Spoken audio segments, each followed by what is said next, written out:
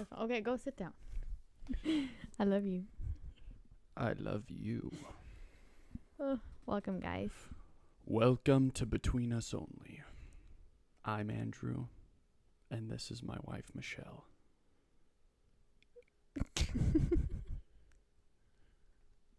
Hello. So, how was New York? She loves New York.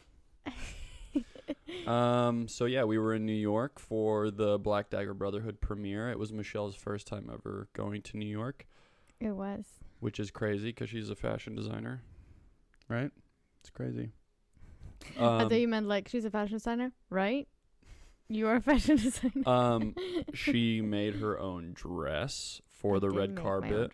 Yeah, and everybody loved it, and she looked amazing. And I feel like you're just like right now. I know you don't like doing recaps, but you basically just summing up the whole trip. Well, we're just talking. What am I supposed to say? New York. It was established in... No. But I feel like our whole trip, like, started Tuesday. Okay. Right? Am I wrong? I don't even know what day it is right now. It's Tuesday. Okay. So... We were driving to drop off the dogs at the hotel. Yeah. I mean, we can talk about everything. So... I feel like we should just talk about New York, and then we have some questions from the last episode. That's exactly what we're going to do. We don't need to tell anybody what we're doing. We can just talk. But I want to tell people. Okay. Yeah, so we dropped the dogs off at the dog hotel on Tuesday. Tuesday night. And pretty much anytime we travel, we have issues with the animals. It happens every single time. And when we dropped off the dogs, I was almost thinking to myself, I was like, this is too easy. It was very easy. Yeah, because Michelle's friend Samantha took Oliver. Yeah. Okay. And then we dropped Ellie and Lucy off at the dog hotel that we have dropped them off at many times in the past. Yeah. And within 5 minutes on the freeway, we get we see on Michelle's phone, it says WAG Hotel, and we're like, fuck. And she answers it, and they say that Ellie was being aggressive and was not letting anyone come near her or put a leash on her. Yeah. And they told us we had to come pick her up. And this was at like 7:30 at Tuesday night. Our flight for New York was leaving at 4 a.m. Mm-hmm. No, we were getting picked up at 4 a.m. the next morning. Yeah. So we were kind of stressed. Not kind of. We were extremely stressed. Extremely stressed. We go back to the hotel, the dog hotel, and we're like, is there any way we can, like, put her in her own private room? And I was trying to talk to them, and they were just like, nope, you have to take her. And it's just so stupid because they have... This is, like, the 7th or 8th time. How many times have we dropped them? I think, like, 5 or 6. I feel like it's more than that, but... I don't think so, but it's like they've had longer stays without any issues. Yeah, and I mean, like, this is their job, is to... And Ellie is a tiny dog, and I don't know. She's blind in one eye, and it's just progressively gotten worse and worse. Yeah. So as she's getting older, she's a little grumpier, but it's just mainly because she can't see well, I think. She also has a lot of anxiety. Yeah. So I feel like we need to do something. Yeah, we probably because like it's getting out of hand, and she has a lot of trauma from her childhood, and we haven't been good at socializing her when we first got her because it was COVID. Nobody was hanging out, and then it's just been slowly getting worse and worse because her sight, we think, is getting worse and worse. So any type of new smell, new people, she gets super anxious around, and it's just getting harder and harder to deal with her. Yeah. Like, not for us, but for other people. Yeah, she's really sweet when she's with us. But so what happened was they wouldn't keep Ellie there, and I was kind of in the mindset, I was like, well, if they're not going to keep her, then why the fuck would we leave Lucy here? But then Michelle came up with the idea, like, maybe our friends Hanna and Marciano could watch Ellie. Like, if we left her at our house, they could come house sit or at least come by the house a couple times a day or something. And well, we agreed on that they were gonna be staying the night at our place. So I was like, because they're working in Santa Monica and we live in downtown, so I was like, I understand that you can't, like, you have to work, obviously. But I was like, if you could just come in the evening, like, spend the night there, I feel like she's gonna be more calm if she gets to spend more time with you, and then just take her out when you get home and before you leave in the morning. Not the ideal situation, but at this point we didn't really know. Like, the other option was for me to just not go. Well, in that, before we really agreed on Hanna and Marciano coming here, because originally they were saying that they could come here once a day, and I was like, we're not doing that. I was like, that's too fucked up. And I was pretty much contemplating, like, because after you started crying in the car, because I could see that you were thinking, okay, well, I'm not going to go, and, like, Andrew has to go. And you were also screaming on me. Well, because I got upset when you were saying that Hanna was going to come here once a day, and I was like, that's not even a plan. Like, I'm not doing that. Yeah. So, but once I saw how sad you were, I was like, I just wanted to just scrap the whole trip altogether. Like, just both of us not go, because I understand how important it was for you, and you made the dress, and you were looking forward to this for like months and months. So it's like, I just was ready to say fuck it, and we're just, neither of us are gonna go. And but then you talked to Hanna again, and they agreed that they would stay the night here. So that made me feel better. But then they were doing well with her. Well, I mean, then Wednesday morning comes along, we go to the airport, and I feel like I didn't sleep anything that night because we didn't get to bed until like midnight the night before. And I just, like, the whole morning, we got picked up at like 4:30. The whole morning, like, sitting at the airport and everything, I was like, I have a knot in my chest and I have a knot in my stomach, because, like, every plan that we had kind of felt like it went to shit. Yeah. Like, and I was just anxious over Ellie, like, being at home and, like, having people taking care of her that hasn't taken care of her before. Like, she has met Hanna countless amount of times, like, because we podcast together and she would come over every week.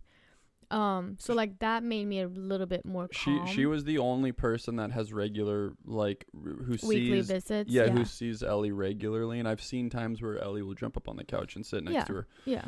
So that was like, but it's, again, like, we never, our animal, like, Ellie and Lucy are both rescues, but specifically Ellie, she came from the dog meat trade, and, like, her circumstances were extremely fucked up. That's why she's blind in one eye, because when we got her when she was only 3 months old, they had to do surgery on her eye because she had damage to it when she was... No, she didn't have damage. She had an eye infection that got worsened because she was in a cage with literally other dead animals. Yeah.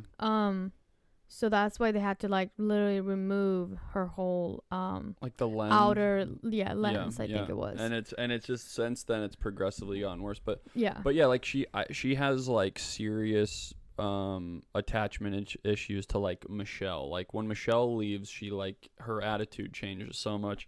And then I think on top of that, she's become so codependent with Lucy. Yeah. Once we left Lucy at the dog hotel, and then took Ellie, and then left Ellie at the house, and then Marciano, like, she was, like... And then we also took Oliver, because Oliver needs to have his medicine twice a day, so it was just, like... So it was just a mixture of all these awful things, but yeah, like, when I remember we got to the hotel after flying, we got to the hotel in New York, and seeing, like, J.R. Ward and Tosca, like, right when we got up to the front desk, and we're just, like, they're like, oh my God, hi. And this was the first time I'm meeting J.R. Ward. Yeah. And she was like, oh my God, it's so nice to meet you. And we were just, like, standing there, like... We're, like, tired, shell-shocked, worried about the animals. And I just felt, like, so, like, I don't know. I felt, like, disoriented. And then, like, the knot, like, my chest hurt so bad. Yeah. Like, it was just so much... I was just worried. I was thinking, like, Ellie is... I don't know. It sucked. That first part sucked. But then... we stayed up that night to wait for Hanna and Marciano to come here. Yeah. which was pretty late because they got off work super late. So it was super late for us in New York. It was like 2:30 or 2 a.m. Yeah, so we already didn't sleep at all the night before, and then we stayed up to wait for them to call. I couldn't even sleep until we got a phone call. No, I was like, I feel like I just need to know that they got in safe. They got like they got a parking spot for their car at the guest parking, like. Yeah. And then just I felt like it would be nice for Ellie to hear our voices on the phone. But they FaceTimed us. Yeah, they FaceTimed us. And it went well. It did go well. Like, she was barking, but they started feeding her some apples, and Hanna was able to get the leash on her and take her out. Yeah. But then time goes on, and they were getting more comfortable, and then Marciano tried to put the leash on her one of the days. This was the next day, Thursday evening. Thursday. And she bit Marciano. Yeah. Which I feel really fucking bad about, and I don't know, but yeah, we need to do something with her. Like, we have anxiety medication for her, but like maybe we need to get something like that she could take more frequently when we aren't in town. Also, I feel like something that she can take that's easier for her to take, because right now the anxiety medication we have are pills, and she hates taking pills, so you kind of have to like shove it down her throat. I wonder if we can do like some CBD drops or something in her food. Yeah. Something that's like not really tastes, but like it will chill her out. Because I saw at that WAG hotel place they had CBD drops. They did. But I'm sorry, Marciano. I'm sorry, Hanna. Thank you guys so much for watching them. But this is literally why we don't ever ask friends to watch our dogs, because they're a fucking handful. Because we don't trust our dogs. Yeah, they're spoiled little brats. And they're a handful. But But no, and then we're flying to Sweden on Thursday. We were supposed to fly to Sweden, and then when we found out that Marciano bit. Well, no. I mean, pretty much once the WAG hotel wasn't going to watch Ellie. Yeah. I pretty much just can't. I was like, I'm not going to Sweden. Yeah. Like, it's just there's no one that we could watch the dogs for that long. It's just not. Like, it's not gonna happen. I don't know because I looked at the reservation and like Ellie was still on the next reservation, so I was like, I don't know if they would let her back. But I was like, I don't even want to take that risk in case they call us and it's like, hey, you need to come pick her up right now. And we're in Sweden. Yeah. Because that would be a nightmare. Yeah. But it's just I'm pretty much at this point, like I'm done with them, because it's like it's so fucking stupid. Yeah. If Ellie was like a 300-pound dog, like, then okay, but she weighs like 26 pounds, okay? And she's a little fucking dog, and she has tall legs and a tall neck, but she doesn't weigh anything. She's a little dog, and it's like these people are supposed to handle dogs, and it's just like I don't know, but we're done taking our dogs there. I said we need to find a glorified dog sitter. Yeah, but so I told Michelle to tell her parents that I'm not coming, and then that put her father into like problem solving mode. He did, yeah. And Michelle has a family friend, Tanya, who stayed with us a couple of years ago. Like a year ago. Was it a year ago? Yeah, I feel like it was 2 years ago. No, it was like last spring. I felt like it was longer than that, but it was last spring. Well, she stayed with us in the past, but she's actually she's studying to be a police officer in Sweden. And she used to watch a lot of dogs before that, right? I think so, like she was like a dog sitter. But she's a very like fearless. She knows how to handle animals. Like the issue. I think the main issue with the reason why we don't ever ask a lot of our friends is because a lot of them they don't own dogs. And it's like, as soon as you show any sign of like weakness or fear towards a dog, they will. Especially Ellie. Like I'm not trying to like be like, oh, this is like that and that, but Ellie is so good at reading people's emotion, and if you show any sign of like, ooh. Yeah, like if you flinch even for a second, she's like, I have control over you. Yeah, she pretty much is like, you're my bitch now. Yeah. She's like... And she will not back down. So it's like, you need to... Because Ellie is also a breed that's known for taking a long time to, like, trust new people. So that just worsens the whole situation. Yeah. But like with that, I was like, you need to just show like either you just ignore her and show that her like if she like growls at you or like trying to like follow you around, trying to control you, like just ignore her, show her that she does not have any control over you, and then you just need to be like strict with her and be like, this is not acceptable behavior. Yeah. And she will eventually be like, okay, fine. If you use a stern voice with her, like you have to be louder than her, and just you have to stand your ground with her. And and most people don't. Most people that I see where she'll be real, like she could be aggressive with, is the people that are like, like and flinch with her, and it's just like, well, but it's also like all for we never really had like, I don't know. It's also because we never like expected to be in a situation where we would ask a friend to dog sit our dogs, but like we've never had like a person that we've like trained with Ellie, because I feel like that's important for her to gain that kind of trust. Yeah. Because I think the biggest issue we have is Ellie not letting people put on her leash,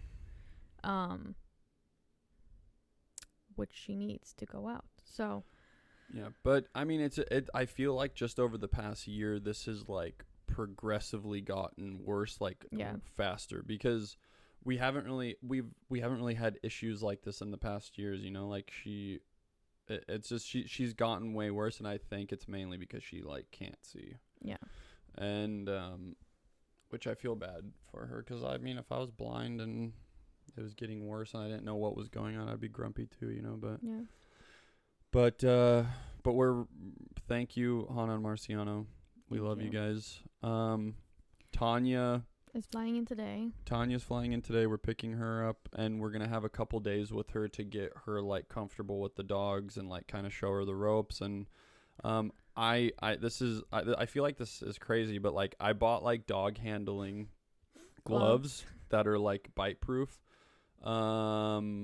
And I was like, I'm going to show her, like, if at all, like, you can't get a leash on, put these on. And literally, like, just manhandle Ellie, like, if you have to, you know? Yeah. I know that sounds bad, but it's like, I would rather her get the leash on her and be able to take her out than, like, her be afraid and not, you know? Because, again, Hanna and Marciano were coming here the last couple days, but they weren't able to get a leash on her, and they put like potty pads around the house and all that stuff. But when we got home that night, Ellie didn't poop or pee in the house, and so she held it for multiple days. And then when we took her out, she peed for like 10 minutes, and then she like pooped multiple times, which is just crazy. Like I can't believe she held it for that long. But, yeah, that scares me a lot. Yeah, because I'm like, I don't want her stomach to get fucked up from holding it in. Like that's but not she's good also like one thing, like, so Lucy on the other hand, Lucy will pee and poop like 500 times in a day. Yeah. Ellie typically only poops once a day. Yeah. And she's been really good. Like I've taken her out and she's just like, I don't need to go to the bathroom, and she won't. Yeah. And so I think she just is good at holding it, and also like just doesn't have to go often, but still though, like I felt so bad. She doesn't like to go in the apartment. Yeah, I don't think. She's very well trained in that manner. Like she's very well potty trained, but I kind of wish she would have just pooped in the apartment. Well, honestly, like I would, because I don't like that she's holding it in.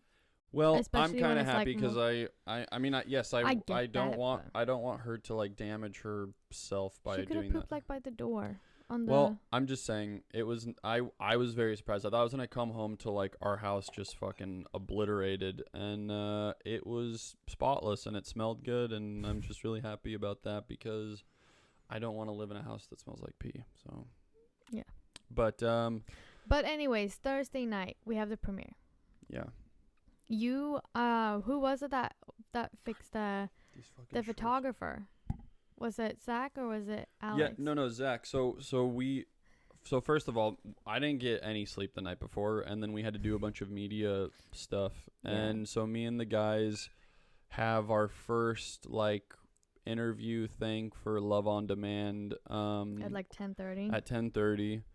And then after that we did like group stuff. our like paired stuff, and everything went really good. It was a lot of fun, a lot of laughs. But when we were in between those two interview things, we were walking in Times Square. And if you've been there, they have these photographers that will like shoot really high quality photos of you, and then they'll show you on their iPad and be like $10 a photo and blah blah blah. And Alex was originally just gonna buy one photo, but then he talked to him, and then they were like, "Oh, well, let's do some more and maybe a video," and we do that, and it comes out awesome. And then Zach was like, "Hey, if you come here at this time," which was right before we were going to leave for the premiere, he like pretty much hired him and directed him and did all this stuff, and we got like amazing footage and photos from it, and it was a lot of fun. But I'm really happy we got those. Yeah, and then you and I went back there the night before we left, and we found another guy that did the similar job and shot some photos with him, but it was just it was such a great time, and like again, I feel so lucky that I get to work with this cast for so long, because it's just like I genuinely love all of these guys, and it just could have gone so many different ways, and it just couldn't be a better situation than it is. Like it's like almost too good to be true. Yeah. But what did you think of episode 1?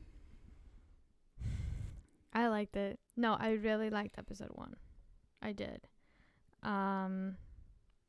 It was so cool to see how like they kept so closer to the books, and like seeing like literally just seeing the pages coming to life. Mm-hmm. Your face. And fair warning, episode 1 is very spicy. Yeah. What did you think of episode 1? I really liked it. It was great seeing it on the big screen. Yeah. I think everybody did really well. Everyone's performance was very good. I'm like, Gene, who plays Fritz, he's like so adorable. Yeah, he is. Like I love him. He's so nice. Me and Joel were walking back from the media stuff, and randomly in Times Square I see him.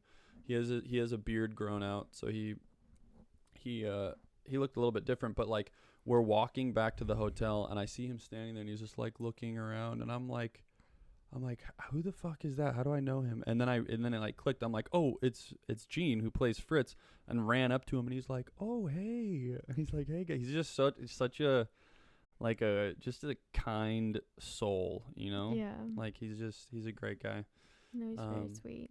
But yeah, I felt like all of his moments on screen got the reactions of just like, aw, like every time. Like I remember looking over at you, and anytime he was on the screen, it's like you just had like that like little laugh smile that you do right before you cry when you're watching like a sad reel or something. Yeah.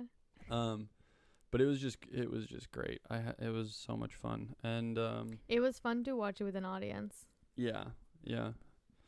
And like hearing where people are laughing and where people are like, no, and where people are like, oh my god, no. Yeah. I'm really proud of everybody that made this possible. The entire cast and crew fucking did a great job. And I'm excited to shoot season 2, to get back with the gang. Yeah. Yeah, episode 1 drops tomorrow. Yeah. Drops tomorrow, everybody. Wait, what's today? Well, I mean, this episode drops tomorrow, so. So then the next day. Yeah. Okay. So it drops on Thursday. Okie dokie.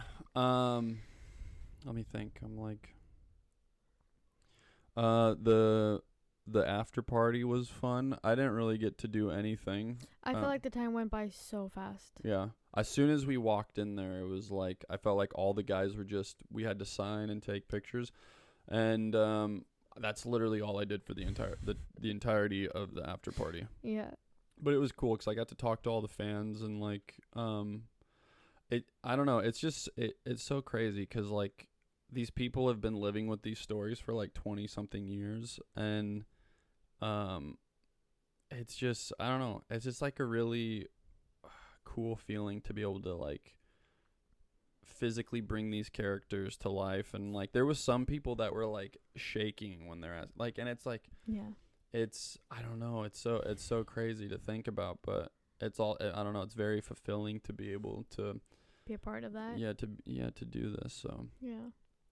But that was a great time. And then after that, we had pizza. Yeah, we had a pizza party on was amazing. on the top floor of the hotel and on the balcony. That was so. With like pizza, all cast and crew. That pizza was so fucking good. That pizza was amazing. Yeah. I don't know if it was because like we hadn't eaten all day.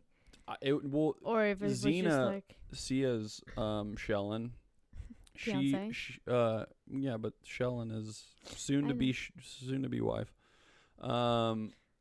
She ordered pizza from like a really nice pizza place, or like what, like it was supposed to be like one of the best pizza places. I think she asked Micah. Yeah, and it's called like Joe's or something, but it was phenomenal. It was really good. Really, really good pizza. She asked me, she's like, "What kind of pizza do you like?" And I was like, I like Hawaiian with pineapple. And she's like, "No. So what kind of pizza do you want?" And I was like, I'm fine with anything. We got like, there was like cheese, pepperoni, margarita, and then there was like a chicken buffalo one that was a little bit spicy. Yeah, I think that was the 3 they got. They got like 3 pepperoni, 2 she had margarita. Like 6 pizzas. There was like 6 or 7 pizzas, but it was, oh my God. I ate probably like 9 or 10 slices, and they were big slices. Yeah.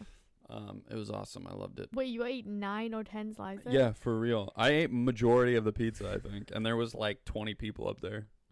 So thank you, Zena. That was an amazing call. Yeah. And then then it was Friday. Yeah, Friday. What did we do? And Friday? We went to the Empire State Building. We went to breakfast. With some people from the cast before they were leaving to go back home. Mm-hmm. And then you, me, Robert, and Melissa went to Grand Central Station. Yeah. Is it called Grand Central Station? Grand Central Station, okay. Yeah. And then we went to the Empire State Building and went all the way up, which was really cool. Mm-hmm. And then after that, we went back to the hotel because it was like risk of rain, and I wanted to grab a jacket and an umbrella. And then we met up with Alex and Micah. Mm-hmm. And we all took the train to Chinatown. Was it Chinatown first? Well, no, Brooklyn Bridge. Wait. No, Chinatown first. Chinatown first. We had dinner. Yeah, and we had dinner at a really great Chinese restaurant. I can't remember the name of it. It was amazing. It was so good. And then it was called something with a number. I don't remember. Yeah. But then we went to the Brooklyn Bridge and walked the whole thing into Brooklyn, and then we took the train. And then we took the train home. Yeah, but it was seriously so awesome. Shout out to Micah. Yes. For showing for being like the best tour guide. It was that day was so much fun. Yeah. We walked so much. Yeah. I haven't even checked our steps that day. And oh my God, that Chinese food was so good. I'm still burnt though. Yeah, Michelle burnt the roof of her like mouth soup on dumplings, the dumplings and spring rolls, and they were so hot, and I'm still burnt in my top of my mouth. Roof of my mouth. Yeah, I burned my mouth too, but I do that all the time because you always make food really hot, and I don't wait to eat it, and I just burn my mouth. No, and then Saturday was your birthday. Yeah. Well, no, so we stayed up till midnight, and we went to where they put up the tree. Oh yeah. Yeah, so everybody hung out until we got ice cream, and then we went to Rockefeller Center. Yeah, and everyone stayed up, and they sang me happy birthday right when it midnight. Yeah, midnight, which was awesome. And we had ice cream, and then we went back to the hotel. Yeah, then we went back to the hotel. It was a lot of fun. And then the next day we hung out with Robert and Melissa. Yeah, and we went and had bagels at Suckers. Yeah. And then we walked around in Central Park. Mm-hmm. Saw a lot of that, which was fun. I seriously love Robert and Melissa so much. I love them too. I love all of them. I love Alex and Micah so much. But this was like the first time that. I mean, I love all of them, Alex and Micah. Well, no. I mean, like we hang out with all of the guys that live in LA like pretty frequently. Yeah. Like when we do group stuff, it's always with them. This was your first time meeting Melissa and Robert. Yeah. And so this was like kind of, we had some one-on-one time with them. Yeah. On my birthday. Oh, it was amazing to spend time with them. Yeah, they're so super sweet, and yeah. Melissa is like, there's like this quietness to her, but she has like a super great sense of humor. And like once she opens up like a little bit, it's like she's super funny. Yeah. But my experience with her was when they had their 2 daughters in Serenbe, and she's like her and Robert are like fantastic parents, and like just very hands-on, and but really sweet. But yeah, we had so much fun with them. Yeah. So it was just really cool to spend the time with them. Yeah. Spend that day with them. Because that was their first time in New York as well. Yeah, which is so crazy to think about. Yeah. Because I feel like Robert's like all over the world all the time, and yeah. But then we walked them back to the hotel. We got ready, and then we had dinner at the boathouse in Central Park. Yeah, which was awesome. Yeah. So the reason why we did that was we were like a couple months back, more than a couple months back, like half a year, maybe a little bit more. We went on this like rom-com late 90s, early 2000s, like rom-com binge, and we were just watching like all of the old rom-coms, and that boathouse showed up obviously in 27 Dresses, but like it showed up in like multiple. It's been in multiple movies. Yeah, multiple movies. And Michelle was like, we should go there when we're in New York. And I was like, yeah, of course. And then I expected it to be like super expensive. Yeah. Because it's such a like iconic restaurant in Central Park. And it's a beautiful restaurant. Like it's super, super pretty. And the view is perfect. And like when we were sitting, you literally had the sun, like the sunset going down behind the trees. Yeah. From where we were sitting. It was so bright in there. It was amazing. And I loved it. It was so bright, and everything kind of seemed kind of dreamy. Yeah. I really liked it. I was telling Michelle, it reminds me this is what it reminded me of. When you drank like all day the day before, okay, and then you woke up and you're on, like, say you're on vacation and you were drinking all day, okay, you go to bed, you wake up a little bit hungover, but everyone's like, hey, we're gonna do it again, and you take like that first drink of a beer and you're still a little bit drunk from the night before, and you're just like, everything's really bright and you can't see, but you feel kind of in like a silly mood. That's literally how it felt, because it was so bright in there and I was so deliriously tired. And I don't drink anymore, but I was drinking a non-alcoholic IPA, and I was literally telling Michelle, I was like, I feel like I'm drunk right now just from how bright it is in here. So that's the alcoholic, everybody. Yeah. I enjoyed it. For me, it felt like I was in a movie. Okay. Yeah. Like this dreamy rom-com setting. But sure, and that hangover drunkenness that you're talking about, that sounds awful, by the way. It made me miss it a little bit. No, I had a lot of fun. I loved it. It was so pretty in there, and our view was beautiful. And then the food was really good. Yeah, and then Michelle came up with the idea, because we literally quote this movie. Even though we quote it wrong all the time. Yeah, we've been quoting it wrong forever. But why am I forgetting the name of the movie right now? Your Highness. Your Highness.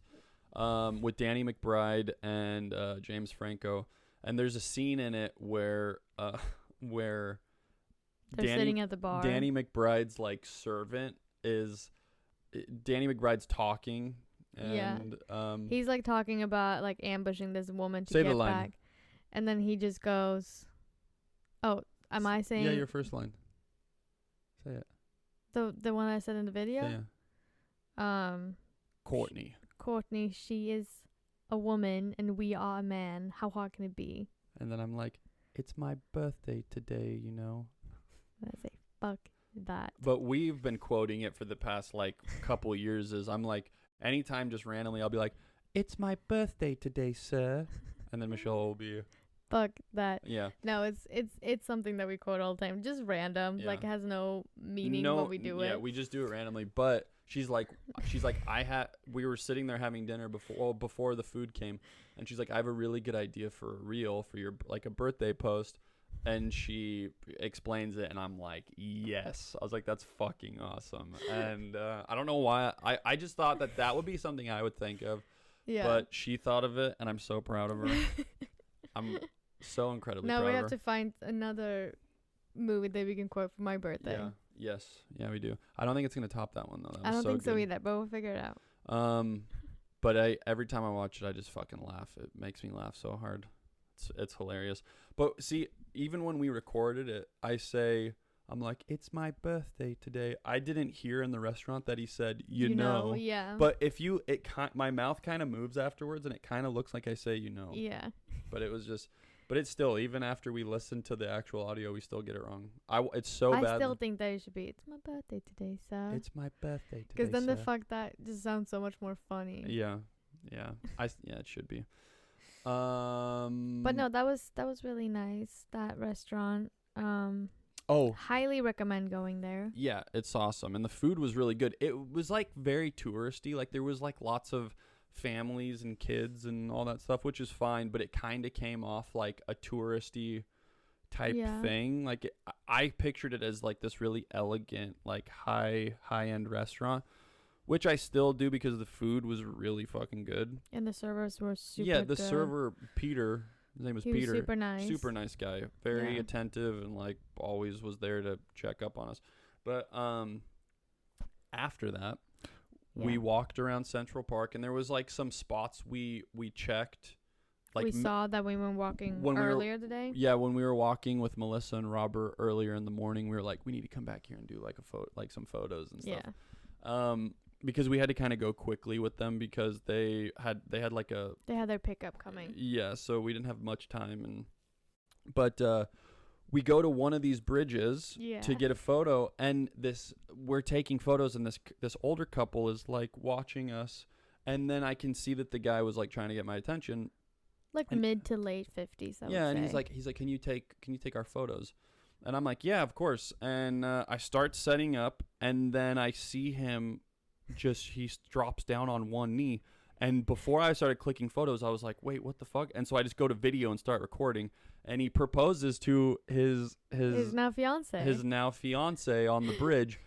And I've always wanted this to happen to me. Like always. I've always wanted to be like someone, because that's what I did to the server when I proposed to you.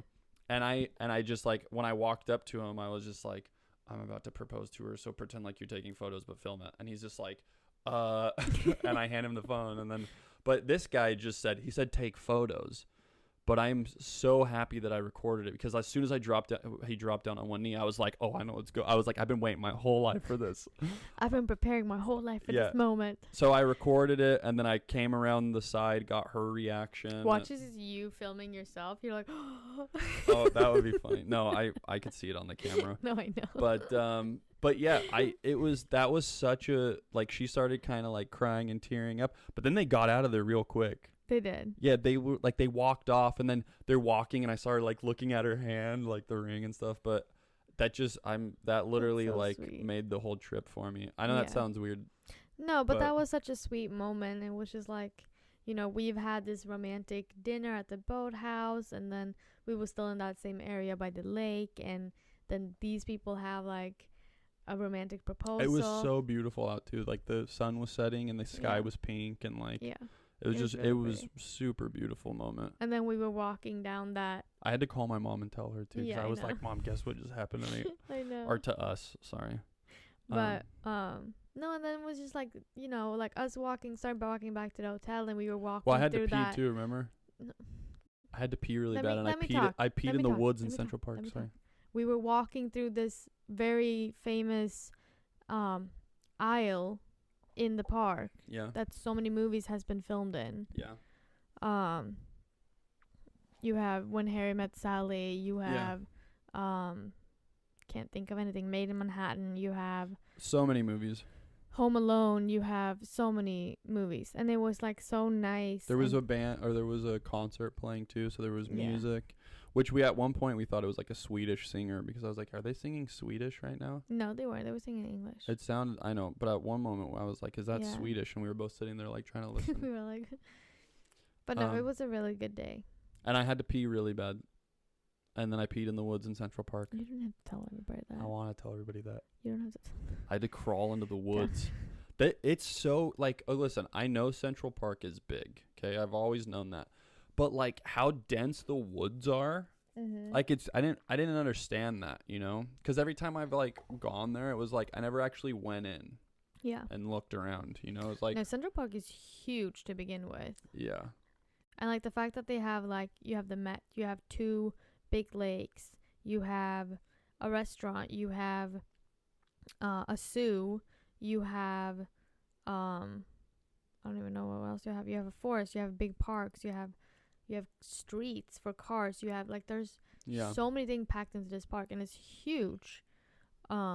I felt multiple times when we were walking in some areas, and I was like, I would get lost in here. Oh yeah. I thought we were lost at one point. We literally had maps navigating through the park. Yeah, it's really, really beautiful. Yeah. I would love if I don't think I could live in New York, but if I was to live in New York, it would need to be near Central Park, so we have 100%. like an in a area. brownstone. Yeah. Though that wasn't too bad. I just could not live in like the. No, but I feel like where we were like our hotel was literally right next to Times Square. Yeah, literally. And it was very, very busy all the time, and it was a mess just getting outside the hotel. So I feel like I do want to come back to New York 100%, but stay and like not have all these issues that we had, you know, and just stay for like maybe a week and just like not live more like in a calmer area. Yeah. I think we should go to I think it was where I stayed last time in East Village in Brooklyn, I think. Yeah. Like that hotel was super nice and really cool. Yeah. But it was still like in the city, but it wasn't. It wasn't. And then you just take the train into the city. Yeah. But no, I would love to go back there, without like all these other things happening, and just like enjoy and explore more. Yeah. Because like I had a whole plan of like, oh, I want to shoot this kind of content. I wanted to be vlogging that we could like put up here on YouTube. But as soon as everything that happened on Tuesday, like my brain just shut off, and I was just like, I'm just trying to survive this whole. Well, I mean, on top trip. of that though, it was just like we had so many people to hang out with and see, and like there was just it, which I'm like so grateful for. Yeah, it was awesome. It was so much fun. Yeah. I was like barely on. I mean, like I took pictures and stuff, but I was like barely like I wasn't getting back to anybody. I was pretty bad me about neither. that.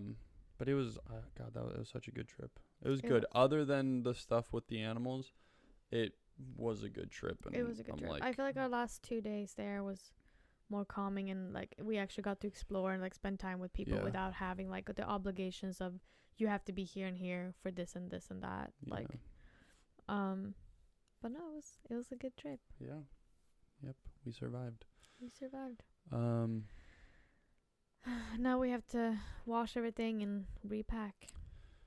Yes. Whee. Not looking forward to that. I always overpack when I go to Sweden, and I think this time I'm gonna keep it real fucking simple. We have a checked bag. Yeah, I know. I'm gonna be simple though.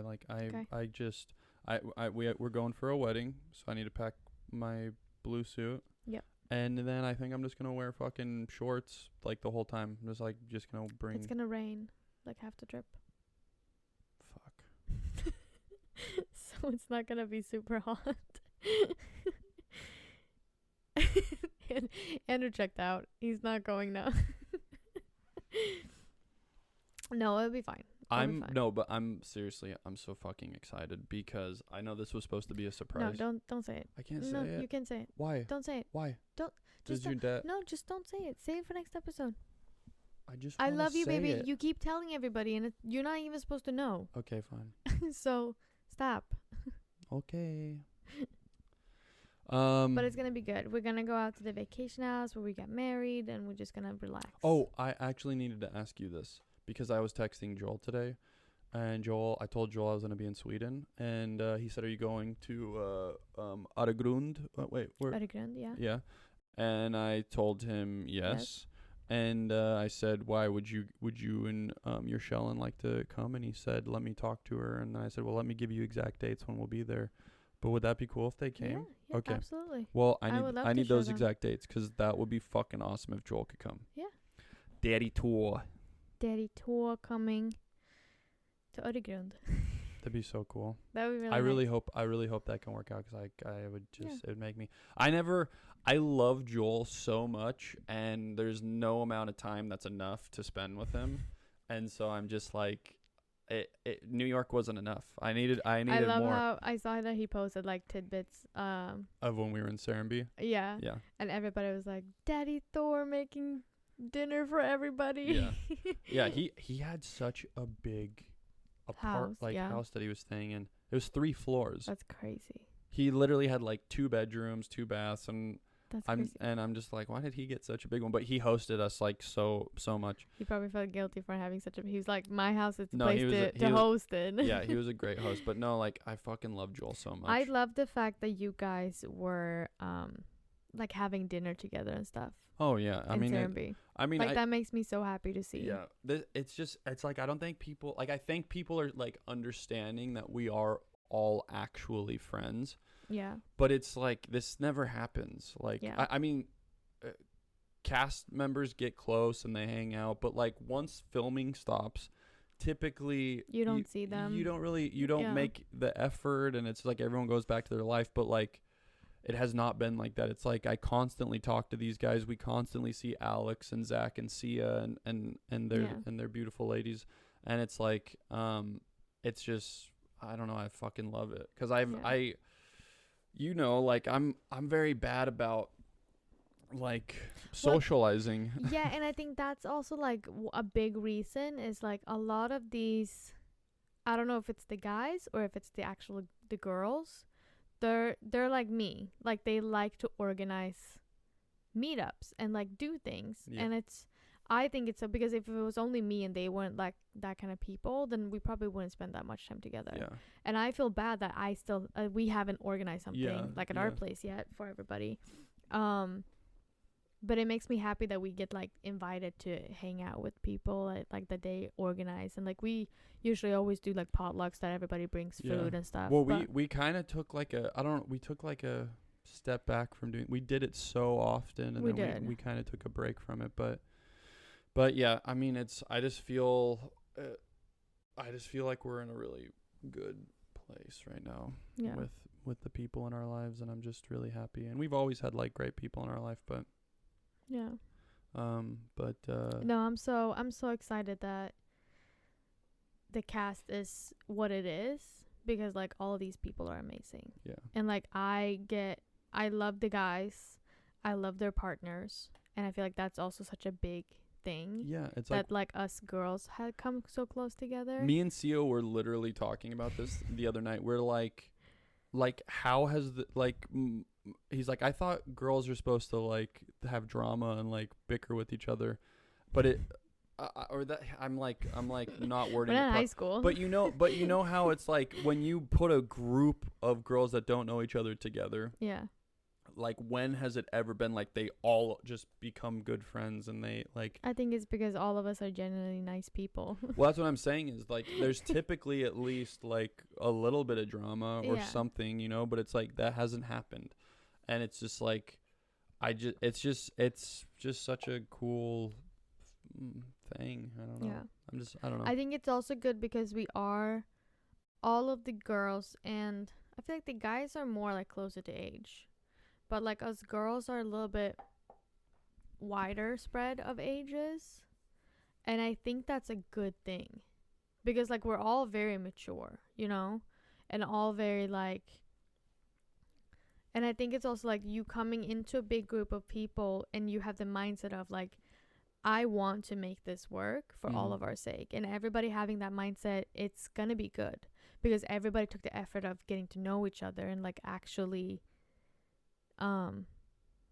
like getting to know each other, and I think that's like the key thing in this. Yeah. But no, I love all the people. Yeah. Amazing cast. I wish Joel and Robert lived closer so they could. I know. But that's the thing too, like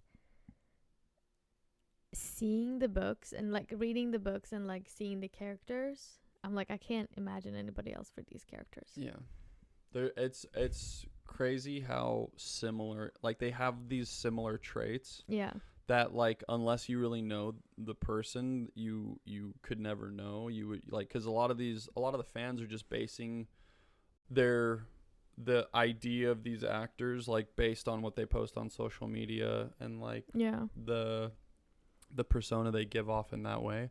But, like, when you really know these guys and you are a fan of these books and know the actual the characters that are written, there are so many similar just things that they do in their day-to-day lives that I'm like, this is so crazy. Like, because it goes beyond casting. Casting doesn't, I mean, like, really good casting directors can pick up on these, like, little, like, social cues, like, in an audition tape, but it's like, that's really hard to do. Yeah. And an audition tape, you're not going to get the full spectrum of that person, you know? Like, sometimes, like, you can, but for the most part, no. And it's just like, I just feel like this was it was just like once in a lifetime thing that happened here. You know, like, it's just, I don't know.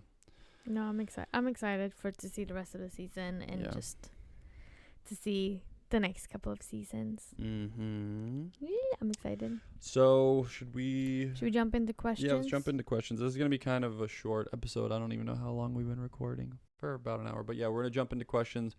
We have to go pick up Tanya at the airport. I would like to go work out before that. All right. Questions? Yes.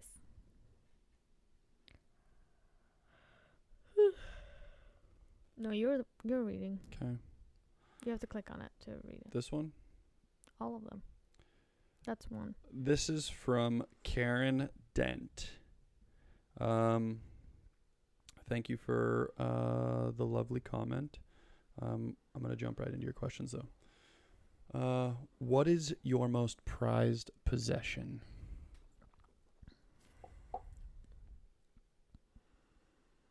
Do you know something, like, straight off? Well, I think, like, it should be an object. You know? Yeah, of course. Because, like, you can't say the dogs or me. Like, just, like, a little keepsake or something. What is your most prized possession? Something that you'd be really sad if you lost or something like that.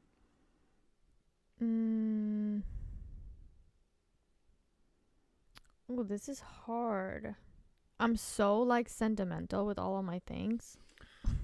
I already know. I think. What is yours? Mine is my necklace. So this is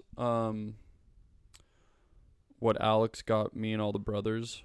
It's like a little black medallion for, like, the Black Dagger Brotherhood.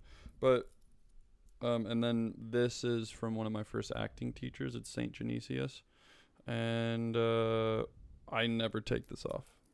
These are, like, before Alex gave me the little Black Dagger Brotherhood medallion thing, I always had the St. Genesius necklace. Like, I always wear it, but it was just like, it made it more special now that I got to put that the little medallion with it. So now it's like, I always got this right here next to my heart. Yeah. So that's remember when we were visiting Spokane and I lost the medallion in Coeur d'Alene Lake, like right at the cusp of before it got really deep, because we were on a dock by the shore, and I looked for it for like an hour and I found it. Yeah. You got the snorkel and because I was like, fuck no, I'm not gonna let this be lost because I've had it for so long. But it was like right on the edge of where it went to, like, to an abyss. Super dark, yeah. And Coeur d'Alene Lake is super fucking deep, like super deep lake.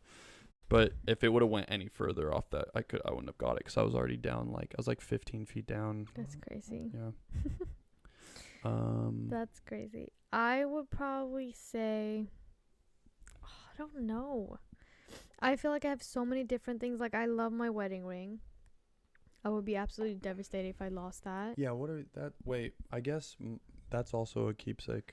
That's what I'm saying. That's what I'm saying. Like, but I also love the earrings that you got me for Christmas. Yes, but I think about it this way, actually, because, like, okay, what's your most prized possession?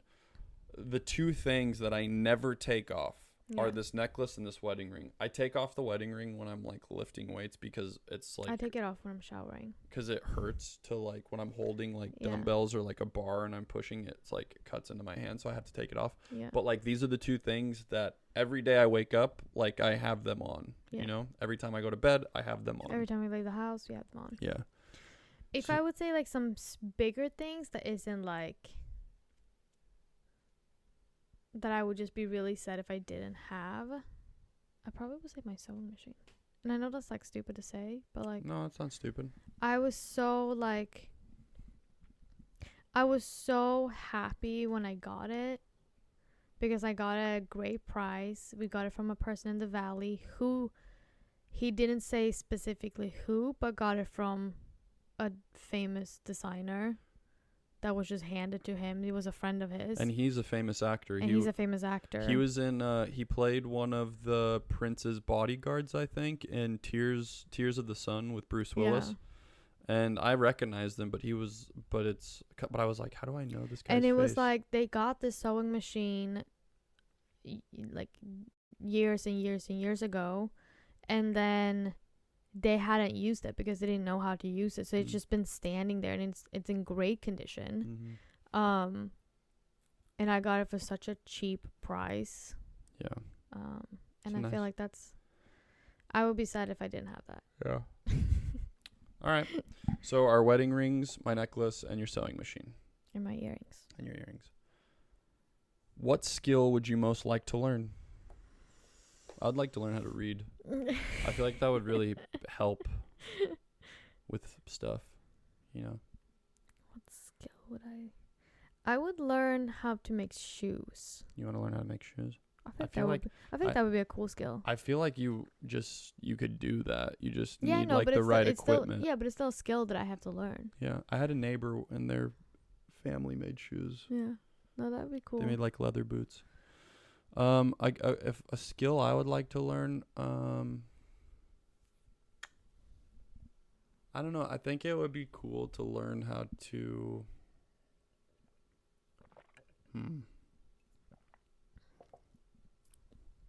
I feel like my skill is not that like beneficial overall because it's not. It'd be cool if you could. It's more make like shoes. It's more really like a fun thing, you know. I think that'd be cool if you could make shoes. Like a more beneficial thing would be like learn how to invest. Or something. I think it would be cool to learn how to like fly an airplane. Yeah. Like a little airplane, but those like they crash all the time, so I'm also like worried about that. But maybe one day. Yeah. You know, I feel like I also want to put a roll cage on my BMW and race and put some racing tires on it and race that. But like I know I could do that. Like I don't think I need to like learn anything else. You just have to like put the equipment on. Yeah, I would want to do that too. Yeah. Okay, I don't know. Learn how to fly a plane. Learn how to plane. When did you first feel like an adult? Yesterday. Really? For like 12 seconds. When? I'm just kidding. I was like, what was this? I'm just kidding. Seconds? I've never felt like an adult. Ever. I don't know.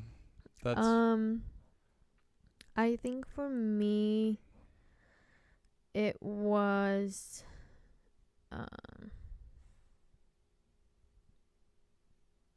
probably like somewhere in between when I moved here. 'Cause that was such a like it was such a big like changing moment for me of like being so alone in a continent that you're not from, in a city that you've only been once before, surrounded by like basically no people that you know, and just like not having that security of family around you. Yeah. That was felt very lonely, but I also felt like this was a decision that I made and I have to figure shit out. Yeah. Yeah, I feel like for me there was two moments probably. just when I had like really awful jobs, like not awful, but just jobs that I hated. There was one where it's like I was, when I was working at a Dollar Tree, and I was like unloading I would get there at like 3:30 a.m. to unload a truck that just got in, and it was like a full semi truck of like merchandise, and you had to unload it. And then once you unloaded it onto the specific pallets of like whatever the merchandise was, we would have to like unpack and stock the shelves, and we would be in there till like 12 o'clock in the afternoon doing that. Yeah. But I remember like after unloading the truck one morning, and like this fucked up my whole sleep schedule. I worked there for like a year. So it was like that's crazy. I know. It was this was when I lived in Spokane. But I remember like smoking a cigarette at like 5 o'clock in the morning and just being like super tired and just sitting there, and like I was smoking with like 40 and 50-year-olds, and they were all just like talking to me about how young I was, and like me just sitting there, and I'm like, is this my fucking life? Like, it's like, this is crazy. And I just felt like so shitty. Like I just felt like I was a loser. And not to talk badly about those people, they were all super nice, like really, really nice people. And I hope that they are in better situations, or if they enjoyed that, I just hope they're happy. That's it. Yeah. But I just remember feeling really awful about myself, and just feeling like I felt like an adult who just failed miserably, and I was just, all I had was that cigarette. Yeah. And then another moment was when I was a better job, and I was working as a courier for the hospitals, and I would pick up like blood samples or organs or any types of things, and I was going back and forth between the hospitals in Spokane and Idaho, and I had like a little key card, and I would enter these like labs to pick up things, and the doctors in there knew me, and like I remember being like really terrified the first like couple weeks I was working, because I was like, oh, this is like a real job, like I could fuck up and like get in trouble. Yeah. You know? And other people would be affected by that. Yeah, as well. Yeah. And I just remember that it was like I just felt like a crazy responsibility I never really felt before. Yeah. And then I remember getting the hang of it and being really good, and all of the like the lab people that, or like the people that worked in the lab, and they all knew me by name, and they all really liked me. And I remember one older lady that was really sweet, and she was like, I want you to meet my granddaughter. You guys would be so good together. And like, but she was just super sweet. But I remember like driving one of the days and just being like, I have like a real job. Yeah. Like this is like a job that I could do for a very long time and like grow in it, I guess. Yeah. And then that scared me, and then I ended up quitting and moving to Portland. But I remember like thinking, I was like I don't know if I'll ever have like a really good job like this again, you know? And then I was like, fuck this, I'm out. And then I moved to Portland to continue pursuing skateboarding, because I never like quit skateboarding. Yeah. I needed to save up money. Yeah. And yeah, those were 2 times. But I don't know. I feel like you have moments when you put in situations that it's way out of your comfort zone, that you just feel like this is the moment that you need to step up. Mm-hmm. And that feels very like adult. Yeah. But I hate it, you know. I saw this meme the other day that was like me calling my mom because of something, even though I'm an adult, she's a premium adult. And I was like, fair. That's funny. That, or the funny video where it's like the Grinch, me calling my dad when the lights are popping up on the dash, and you're like, hello, my guy. What's up, my dude? And I'm like, I think you said my guy. What's up, my guy? Yeah, maybe. Yeah. It's like, hey, what's up, my guy? And I'm like, I sent it to my dad, and I was like, this is funny. Yeah, I feel like all my sisters can relate to that, because anytime there's any issues with their car, they call my dad. Or I call you. I'm like, yeah. I'm like, so. Yeah. All right. We have so many questions, and we're taking a long time. We're like, this is gonna be a short episode. Yeah. What is the biggest risk you have ever taken? Marrying this one. No, I was kidding. Really? No, absolutely not. I think it was a big risk for you. That was the easiest decision ever made. I think for me the biggest risk probably was I mean, like, just dropping out of high school and, like, saying I was going to pursue skateboarding, you know? Because everything that happened from that point on led to me being right here, you know? Yeah. So I think, yeah, I don't know. I guess that would be. I mean, I probably would just say moving to LA. Yeah. That was a pretty big thing. Yeah. Big risk, but. Big risk, high reward. Very high reward. Panned out for us. Panned out beautifully. Yeah. Met this man. Met this beautiful woman. What would your dogs and cats say about you? Oh. They would say Michelle is a sweet, gentle angel. And then they would probably say... We're good cop, bad cop. Yeah, I have to be the bad cop with them. But it's... Andrew's the one that's like, no, you can't do it. I'm like, oh, did he yell at you? But then also, when you're at work, I'm pretend like I'm a dog. You're fun dad. I pretend like I'm a dog and I play with them and I chew on their toys with them. You're fun dad. I'll when I give Lucy a toy, I'll bite on the other end and pretend to be a dog. I actually have fucked my neck up multiple times doing that. Like, I'll pull something. And you're wondering why your neck is hurting all the time. Because I don't know. Like, I feel like I'm in good shape and I feel like I'm flexible. But when I shake my head back and forth side to side, I hurt my neck every time. I can't headbang anymore or anything. I'm too old for that, I think. But yeah, I have to be the bad cop with them because they fucking will. But they love you. They love you a lot. I feel like our dogs are very spoiled. Yeah, they are. We feed them really good food. You take them out like every hour. I take them out a lot, but that's because also I'm just home the fact that Andrew is home a lot. Like, unless he's working, he's off on a project. Like, he's home taking care of the dogs, and I feel like that's such a blessing that we were able to have that. Yeah. And then when I'm not home with them 24/7, they're like, "What the fuck is going on?" Yeah, but when you're not home, I take longer breaks at lunch. I can run home and take them out. Yeah. So, I feel like we do prioritize our dogs a lot. Yeah, our whole life revolves around them. They do. We're out with people, and we're like, we have to leave. We have to go let our dogs out. We have to take care of our babies. Yeah. But I they're love sleeping them. on the couch. Yeah. Or the floor. I mean, next to us. Lucy's having dreams. So I think they would say good things, you know? I hope so. What is your useless talent? Oh. Useless talent. Probably I could gleek really Yeah, far. I was literally gonna say that. I was like, well, I know your useless talent. I'll gleek on Michelle when we're in the elevator. I hate it. Yeah. And if you don't know what that is, don't look it up. You could probably see it. But I can do it like pretty far, especially if I have basically just like spitting. If I have peanut butter, I can go like 10 feet. I have like great precision. I could peanut butter makes it better. It just makes your mouth like salivate more. There's like more saliva. I could fucking, if I had peanut butter right now, I could hit the lens. Yeah. Like spot on. Don't do that.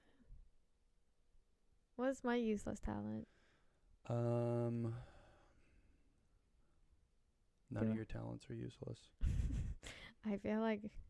Let me think. I feel like some of them are. I can run really good in heels. That's not useless though. That's usable. Because when we're walking, I walk really fast and pull you. You do walk really fast. When you're in heels. Or if someone tries to chase me when I'm in heels, I can run. What's your useless talent? What's my?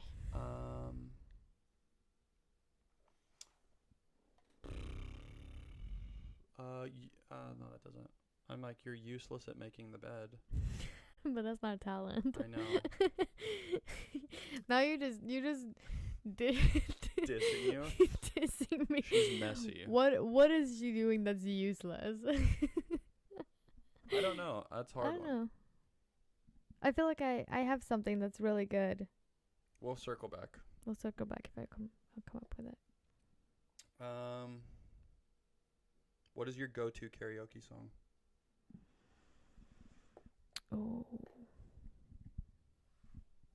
You say yours, because I know you have one. Yeah, you already know what mine is. I'm going to sing it, though. Go for it. You shake my nerves and you rattle my brain. Too much love drives a man insane. You broke my will, but what a thrill. Goodness gracious, great balls of fire. You laughed at love because you thought it was funny. You came along and you moved moved me, honey. I changed my mind. This love is fine. Oh, goodness gracious. Great balls of fire. Kiss me, baby. Woo, feels good. Hold me, baby. I want to love you. Oh, we're getting a phone call. Saved by the bell. Who is this? Just hang up. Just press hang up. Okay.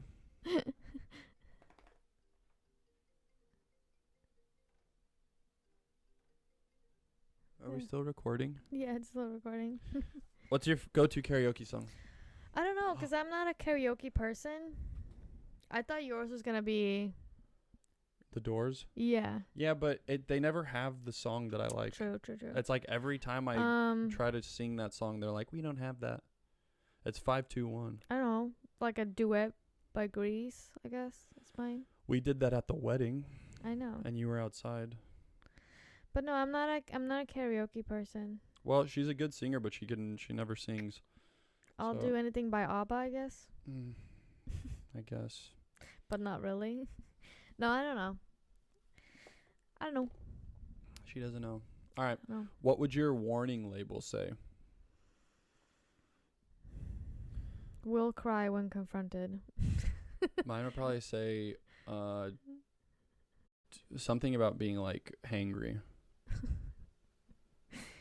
Please feed every 2 hours. No, it's I don't need food that often because I do intermittent fasting. Warning. But it's like, or will bite back if you don't feed. Yeah, I don't know. I can just get really hangry. He does get really hangry. And I'm hangry a lot because I'm always fasting. Yeah. So it's not a good combo. Sucks. Sorry. My guy.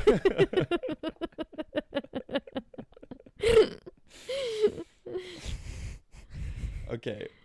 You are granted the ability to have infinite amounts of one thing. What is it? Money. Because I already have love. How about that's too easy. Like, no money. Okay, it can't be money? No.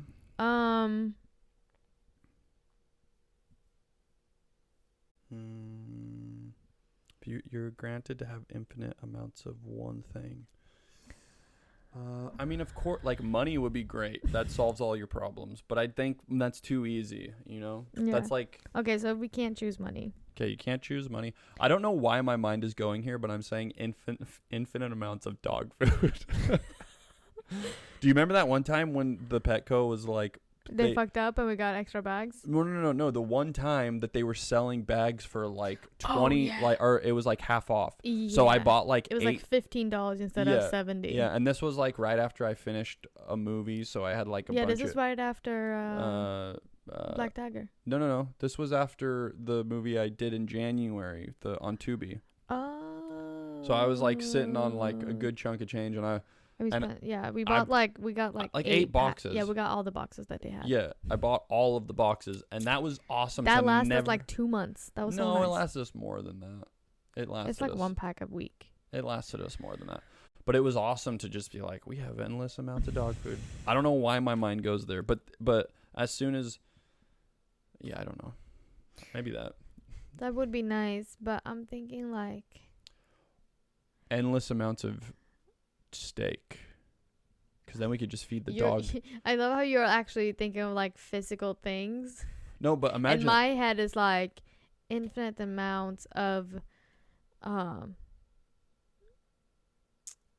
what is it called when you can like travel in time and space?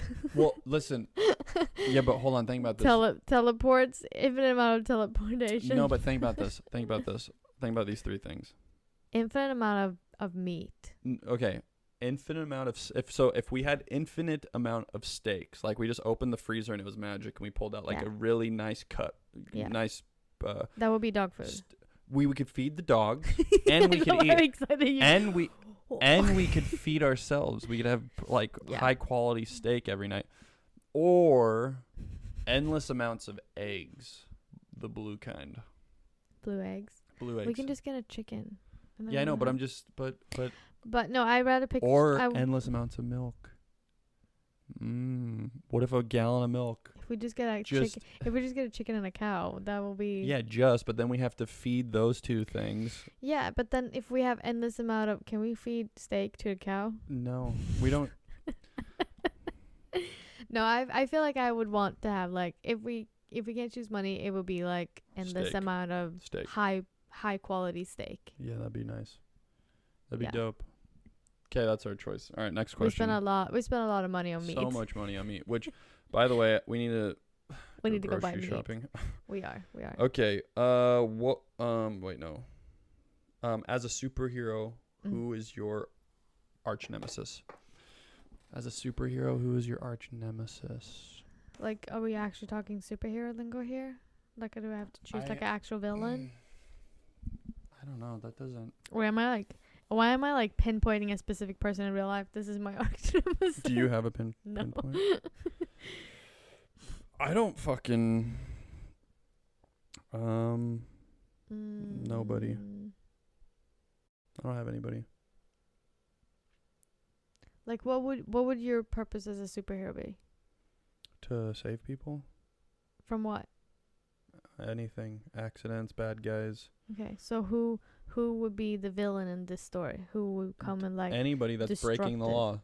Anyone that's a criminal, anyone that's out to hurt another person is my arch nemesis. Okay. But I would be the type of superhero. Superman, you're Batman? Yes, but I would be the type of superhero that doesn't save, like, that doesn't, like, you know how Superman doesn't kill anybody? Yeah. I would be different. I would fly up really high and I would look at them and I would put them on trial right there. Sap with your eyes and then. No, I would just be like, I would drop them from that height. But I would fly down to where they're going to land and make sure no one's down there. You're like one of the boys. I don't know. Sorry. Oops. Sorry. Whoopsie. I don't know. I don't have an arch nemesis in real life. My arch nemesis would be anybody that's hurting dogs or animals. Yeah. That would be mine. Or children. Yeah, or children. I would pretty much go after all of them. Yeah. Like, but no, those. If I had laser vision, I would just zap them all through the brain. Yeah. No, anybody that hurts animals, I would be. And children. And children. I don't know. You'll take care of the children. I'll take care of the animals. Okay. Next questions. This is from. She's really sweet. I don't know how to pronounce her name. Do you know how to pronounce that? Bouchard Fuchs. Zéline Maggie. Bouchard Fuchs Zéline Maggie. I would say Maggie Celine. Maybe that, yeah. Apologize for the pronunciation. Sorry. Wrote a very nice message, but I'm gonna jump. Thank you for the message. Thank you for the comment or the questions. I have. What is your worst character trait? My worst character trait. I am very stubborn. Like I am like, and I understand that I am. Like, if I'm mad, it's very hard for me to break that, you know? Yeah. But then I feel like you can be very stubborn too. I'm very stubborn too. Yeah. But I'm better at breaking that. Yeah, she is. Or I break it faster than you do. Yeah, but once I give in quickly, and I apologize. I feel like and I'm too clean. Oh, it's so terrible. No, but like I get upset like when I get upset about like when the house gets dirty. About cleanliness. I'm just like, God, can we just leave it clean for a little bit? Why do we have to make a bomb go off? I would say I'm very I take on a lot. And some say too much. Some say too much, and then I get super overwhelmed. And then I get super like not nice because I'm so overwhelmed. Yeah. Like that's not a good thing. We're a good team though, I think. Yeah. Next question. Next question. How would you like to be remembered? Wait, I skipped one. We'll just do that one. How would you like to be remembered? As a kind person. I want to be remembered as like a very welcoming, kind person that people feel like they could always turn to. That's good. You know? Yeah, I like that. I mean, I think that would be. I think I want to be remembered as someone that was just full of life and made wherever life a little bit brighter. Yeah, wherever I was, it just made everyone's experience a little bit better. Yeah. But also kind too. Yeah, which you are. Yeah. Kindness. Be kind to everybody. Next question. Actually, I'm going to jump backwards. What is the greatest compliment you have ever received and given to others? I feel like I have to be better at giving people compliments. I feel like when I see something that stands out to me, I'm always quick to point that out. Yeah. I feel like I've always been good about that, but that's because like I genuinely appreciate when I see like things like that. Like it fills me up with like a lot of joy. Mm-hmm. And I constantly bombard myself with so much negativity from like social media, and like when I'm like I find myself in these dark holes of like looking at like awful news stories. Yeah. And so when I see things in real life that are like someone doing something nice or like doing a good job at what they do, or I genuinely see that they care about what they're doing, or just anything, I'm like I like to say it out loud because it makes it more real, or I don't know. Yeah. Does that make sense? But I feel like, but the question. I'm like, wait, what was the question? I don't know. What was the question again? What is the nicest compliment you ever received and or given? Yeah. I've gotten so many nice compliments over the past couple months because of like Z, and I want to say that's, I don't know. I think just like my mom saying that she's so proud of me and like the man I've become and like the choices I've made, and she's like proud of the work I'm doing and proud that I found a woman like you, and like I just know that I worried my mother a lot growing up because of the things I did and how crazy I was, and I just think it could have gone very different for me. Yeah. And so just her being like so genuinely proud of me, and like that, I think that just feels really good, you know, because she before you, she was my best friend. Yeah. And to like hear that she still is your best of course I talk to her all, like every day, but it's, I don't know, that just makes me really happy because I feel like no matter what happens now, like I was able to make her proud, you know. Like obviously I'm not done, I have a lot more to do, but a lot more to make her proud of. Yeah, but it's just like to know that she's genuinely proud of me makes me so happy. Yeah. I feel like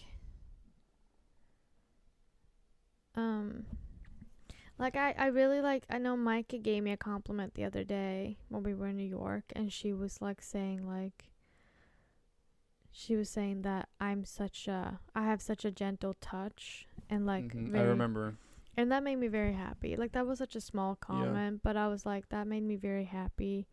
And also one thing that makes me extremely proud of myself is when anybody compliments me when we're hosting people. Yeah. And they're like saying that I'm a good host, because that's something that I've always wanted to become. Like, I want to be the kind of host that people are like, when they get invited to our house, being like, oh my God, I'm so excited that we get invited. Can I just say one thing? Yeah. Can we take a moment for Alex and Micah? Yeah. Because like those two say some of the nicest compliments ever. They do. They do. Like Alex has said so many like really genuine like things that like made me like stop for a second. Yeah, you just like, thank you. Yeah, like those two really, really think about what they say, and like it.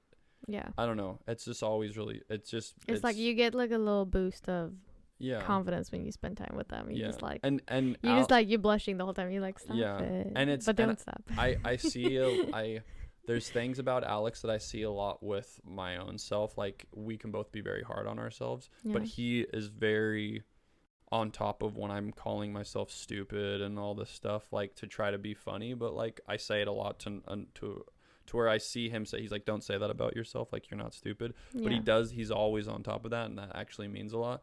But when we were having the pizza party on the roof after the premiere, he was up there and he was looking at me, and he was like he said that today was one of the best days that he's like of his life, and it just like that made me so happy to hear, because I don't know, that just those two are really there's some good apples. Yeah.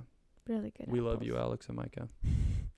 If you're listening, we love you guys. I think Micah is listening. Hopefully she's up. That's also the thing that Alex comes and he's like, yeah, Micah is always listening to you guys' podcast. And I'm like, that is such a great compliment. Also crazy. It's crazy. Because I feel like we're just rambling and like. I feel so too. Incoherent most of the time. And like, I think of Alex and Micah being like really intelligent adults. Like of all of our friends, they seem the most responsible. They're real. They have real jobs. Like Alex they're premium adults. Yeah, they're premium adults. So yeah, when Alex is like, yeah, Micah listens to your guys' podcast like all the time, I'm like, that is so crazy. I'm like, that's a great compliment. I just want to be like, I am sorry for all of the nonsense we talk about. I love those two so much. I do too. So wait, what? So your compliment was that you have a gentle touch. No, and like being a good hostess. You have a really gentle touch, though. Thank you. That makes me happy. Yeah, and you're a really good hostess, which we need to show the Brotherhood, because we have not hosted anything yet. But we're gonna do that. Just have like a big table so we could just invite. The 21st, we're doing that. Yes. For Midsummer. Yes, but I don't know how much cooking we're gonna do. We'll figure it out. Because it's gonna be like 30 people. We'll figure it out. And also bringing that to the. We'll figure it out. We're gonna figure it out. Don't even think about it right now. Okay, next question. What's the weirdest nickname you've ever had? I mean, you want to go first? I had a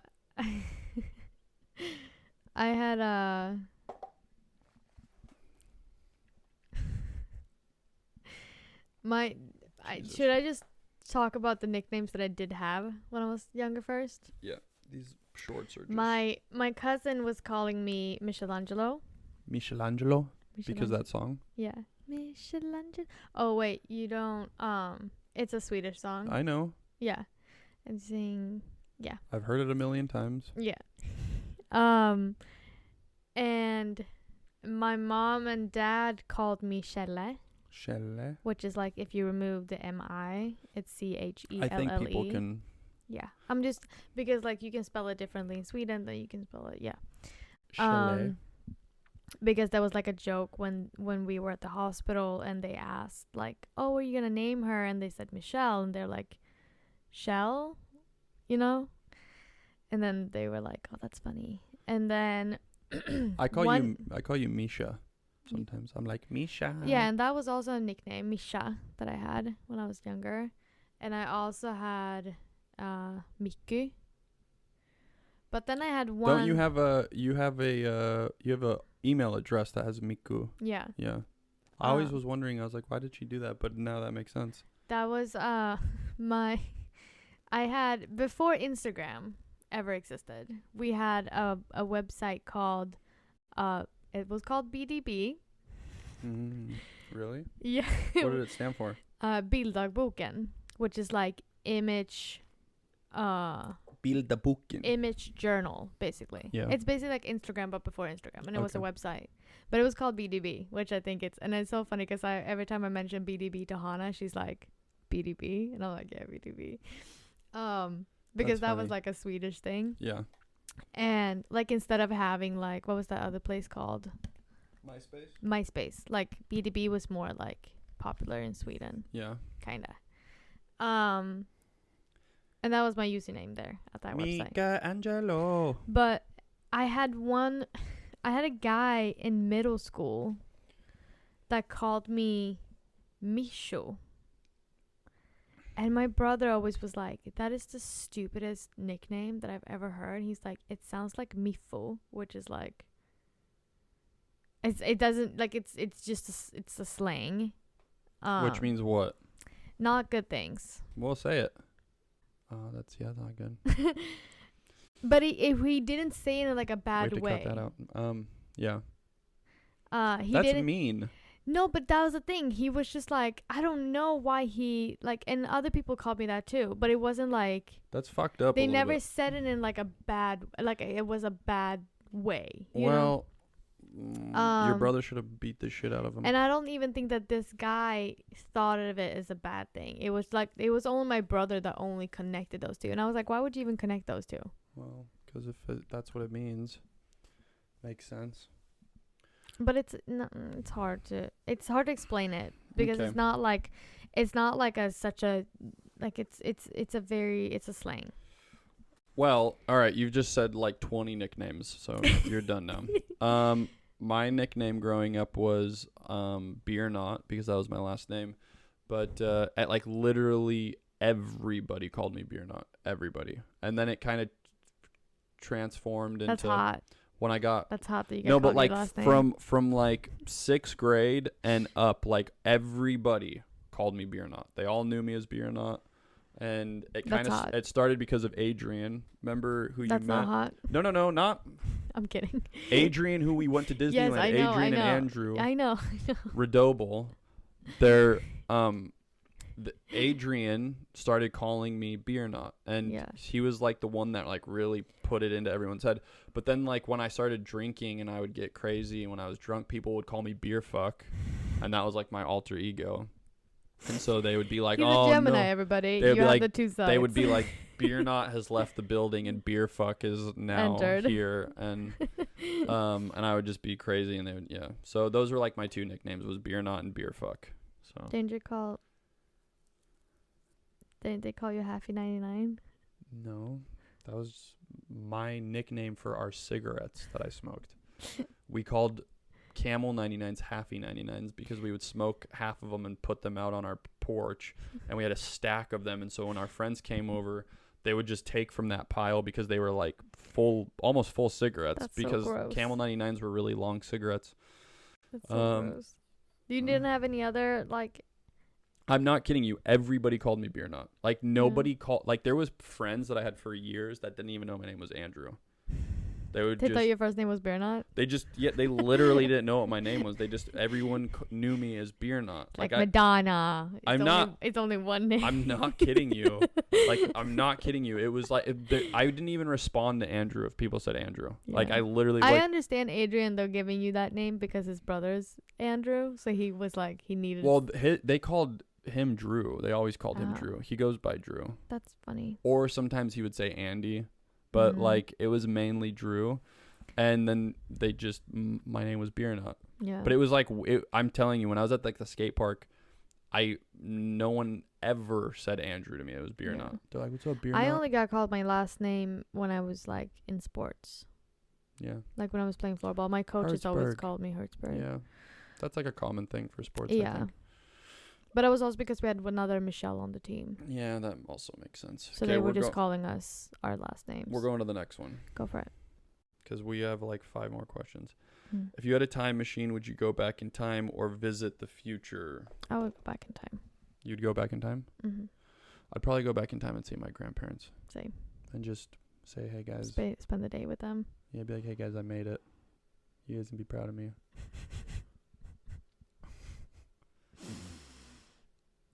I'm going to cry. But yeah, I will go back in time.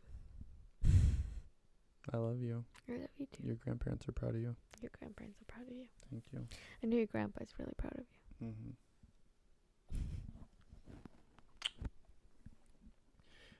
Mm-hmm.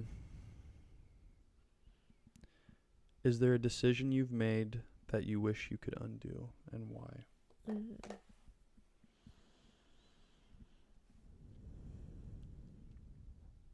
No.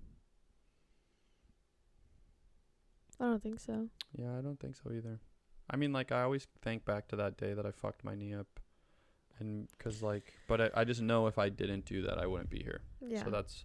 So it's like, no. But also, like, what would have happened if I didn't fuck my knee up? But no, because then I wouldn't be here. So no, fuck that. Yeah. No, nope. Okay. That's good. That's a good thing. Like, not having any regrets. Yeah. So far in life. That's my goal. When we are laying on our deathbed, I'm like, I don't want to have any regrets. Mm-hmm. What does happiness mean to you?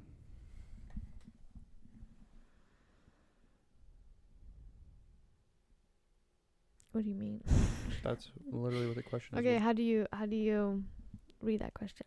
What does happiness mean to you? I mean, happiness means to me is like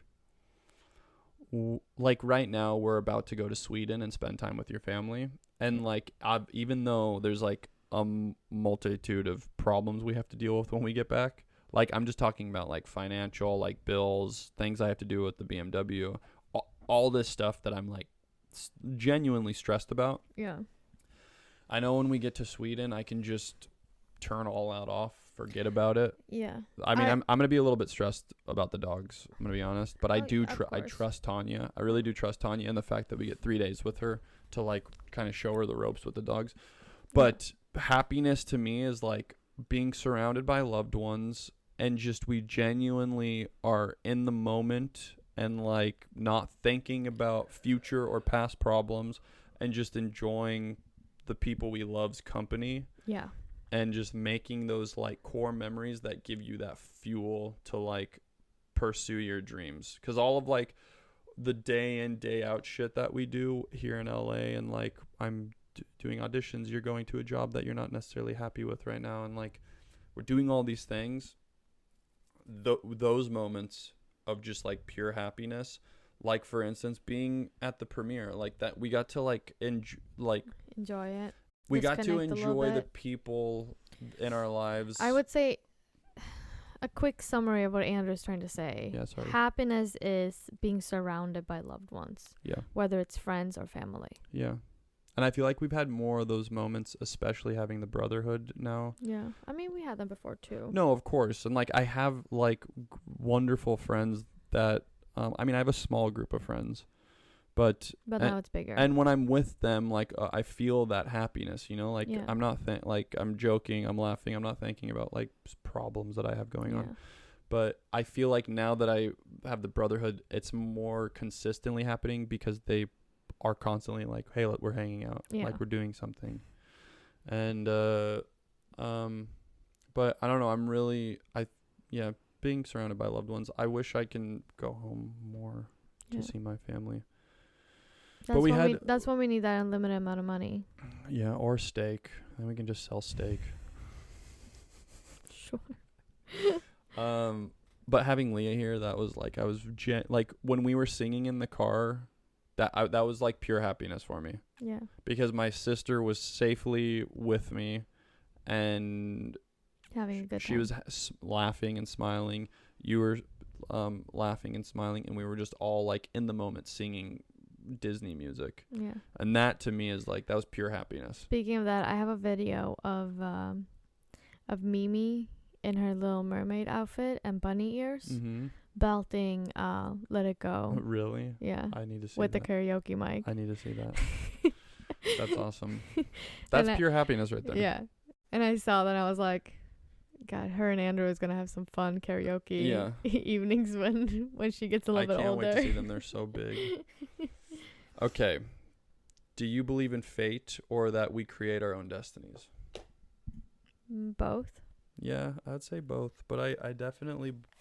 I believe that things happen for a reason, but you also have to create opportunities for things to happen. Yeah, I feel like we are destined for certain things, but like the universe... It's not like you're going to sit on the couch all day and things are going to come your way. Like you have to create the opportunities, open the doors. Well, it's not even just create it. It's like you just have to put yourself out in there. Those moments of opportunity. Like you can't sit on the sidelines and think that fate is going to control anything. Yeah. You know, it's like you have to be constantly putting yourself out there. Yeah. But I believe people have like I do believe when bad things happens to us, it's either because something better is coming our way or to teach us a lesson in some way. Like when you're going through trials in life and stuff. Yeah. Hard times. Yeah. Yeah. So both? Yeah, I would say both. Next question. What's a belief you once held strongly that you've since changed your mind about? What's a belief that you held strongly that you have since changed your mind about? That the earth is flat. I'm kidding. I really hope people don't think I think the earth is flat. I don't think the earth is flat. I just like to pretend. I feel like that's a standing joke in this podcast now that we keep mentioning. Yeah. I think people genuinely probably think it. I don't believe the earth is flat. I think it's funny as fuck. But like, what if it was? That'd be funny, right? No, it's not. There was something. Wait, there was something that I talked. We're getting off topic here, babe. I know there was something I was talking to my dad about. I don't want to do a 2-hour podcast and we're 15 minutes away. But okay, sorry. What about your dad? Sorry. Sorry. Just say it about your dad. No, I was thinking. No, this is like something that changed my belief, or not my belief, but something that I didn't know about that I learned about. That I was like, oh, I had like an oh moment, you know. And it was about, we were talking about like Argentina and like, what's that continent? Like, South America. South America. And my dad was mentioning like, oh yeah, when it's like summer there, it's winter in Sweden, you know? Okay. Or like their winter is in the summer months for us. And I was like, and I know this sounds so stupid, but I never thought of it. I've never been to South America. And I was like, I thought only. Is Argentina in South America? I think so. Are you sure? Or just the lower continents of this side, you know, of the world. And. Yes. Yeah, it is. And I was like, oh, I thought it was only that's right. Australia. I don't know why I was thinking that had winter during the summer months. And my dad was like, what? And I felt so stupid. It's not like I ever like thought about it, but I just never connected it to. Mm-hmm. I don't know. That's the only thing I think of that I've like. So that doesn't answer the question. Kind of did. Did you? No, it doesn't. Okay, what did you change your beliefs in then? I mean. Yeah, you don't have a better answer than I did. At least. I mean, I used to. I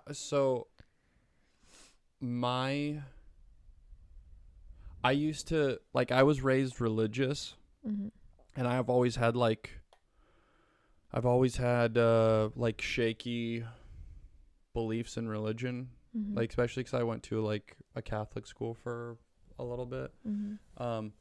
But I think just like skateboarding, I thought it was funny to like make fun of religion, and I did that a lot growing up.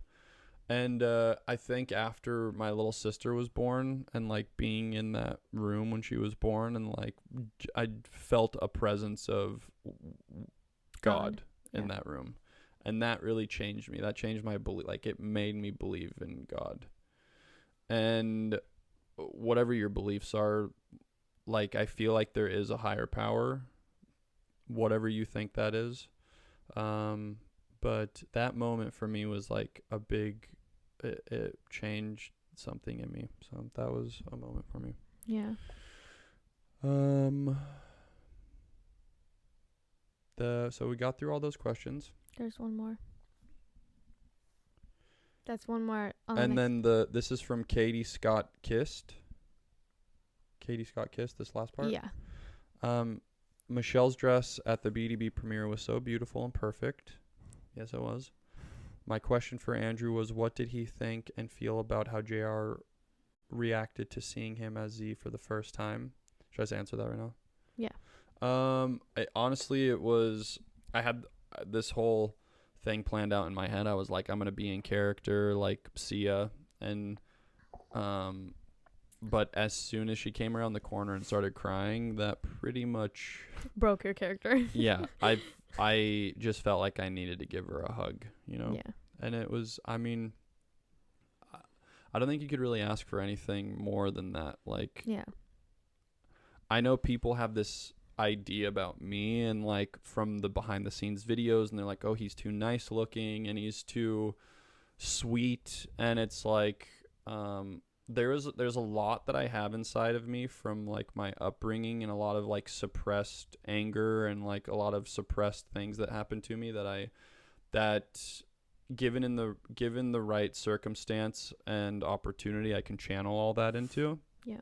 And so getting to play Z and getting to channel all of that, it's this is a compliment that I wanted to say. Alex stopped me on set one of the days, and he was like, how did he word this? Like, I might be butchering it in a sense, but this is like the gist. He's like what you're doing with this character is inspiring. He said it's like working, and you should be really proud of the work that you did. And like being an actor and hearing that, it's like, because again, it's like Z doesn't say a whole lot in season 1. Yeah.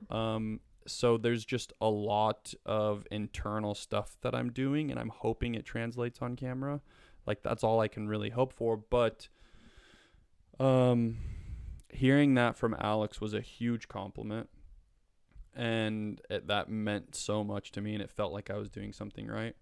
And then going back to this question right now, it was surreal. It was like she saw me, and just within a couple of seconds, she was able to see Z, and and that must have been so hard for her to write, obviously, because all of the stuff that has happened to Z, it's like, it's heavy. It's a lot, it's really heavy material, and that came from her.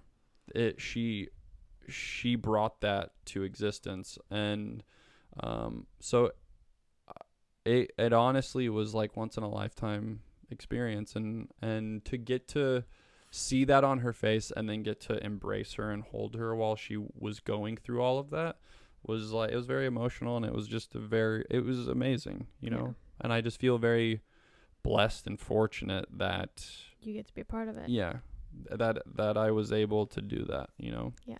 Because regardless of how anything turns out, it was like she went through all of that. She put all of that down onto the page. She really lived those experiences and brought life to that, and then that character was able to hold her after that. So it was a surreal experience. Yeah.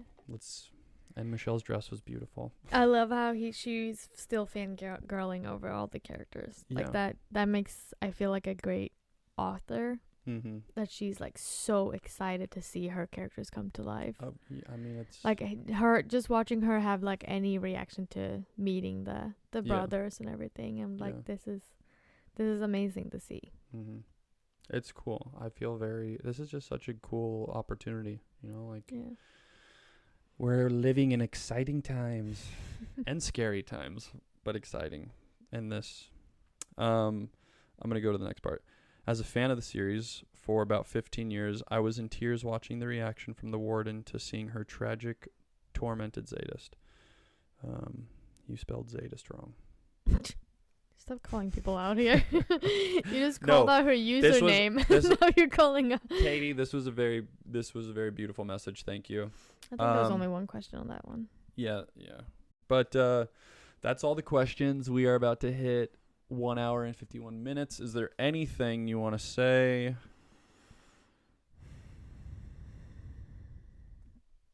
No. Okay. I'm tapped out. Okay, you're tapped out. I need to pee and I want to go to the gym. Okay. Everybody, we will see you when we get back from Sweden. Yes, we will. And when we see you, that means you're going to watch episode 2 by that point. Yeah. Almost episode 3. And I can't wait to talk about those with you guys. And I can't wait for you to see. It premieres on Passion Flix June 5th. Make sure you sign up, watch it. I have a promo code. Sadist, all caps. Zadist, all caps. If you're in Europe, it's like No. If you're in Europe, it's 25 sadist. 25 Zadist. And then all the other brothers have their own promo codes. Choose one of us. Just you choose can get sadist. get some money off. I'm a bee away. Bye, guys. Not the song, but okay. You ready? Yeah, I love you. Goodbye, everybody. Bye, guys. Are happening to me live.